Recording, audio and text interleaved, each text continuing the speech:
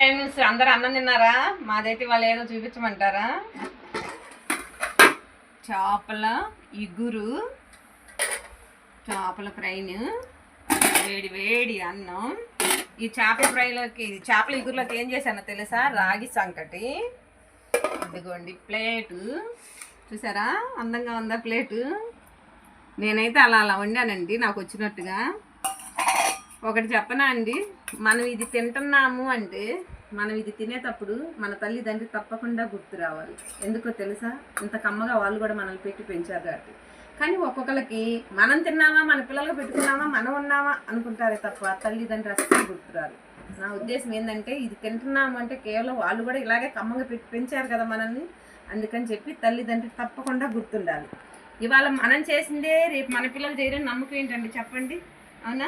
మీరు తినేటప్పుడు మీ పిల్లలు మీరు అనుకొని ఎలా తిన్నారు, మిమ్మల్ని కూడా మా పిల్లలు అని చెప్పే తల్లిదండ్రులు పెంచారు కదా. అలాంటప్పుడు మీరు తినే ప్రతి దాని మీద మీరు తినేటప్పుడు ప్రతిసారి తల్లిదండ్రులు గుర్తు రావాలి. ఇవాళ మీకు గుర్తు రాకపోతే రేపు మీ పిల్లలకు కూడా గుర్తు రాదు. నేను తప్పుగా చెప్తే క్షమించండి, కోపపడకండి. కానీ ప్రతి మనిషికి గుర్తు పెట్టుకోవాల్సింది తల్లిదండ్రిని. ఇది తింటున్నామంటే కేవలం వాళ్ళు ఉంటేనే మనం తింటున్నాం. అవునా? నచ్చితే లైక్ చేయండి. ముందు మా ప్లేట్ నచ్చిందా చూడండి ఒకసారి, బాగుందా?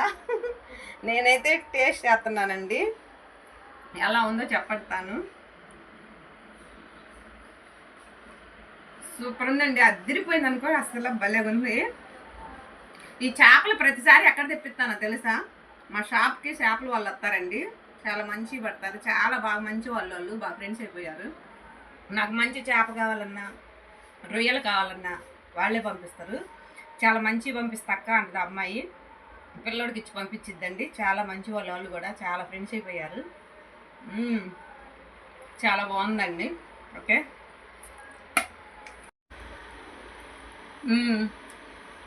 చాలా బాగుందండి. నా ప్లేట్ నచ్చింది. నేనైతే కష్టపడాలో చేశాను. ఒక్క లైక్ కొట్టండి. చేపలు బాగున్నాయి, ఒకసారి ట్రై చేయండి. చేపల పులుసు ఇది అందరు చేసుకునేదే, ఏమైంది చేసేది.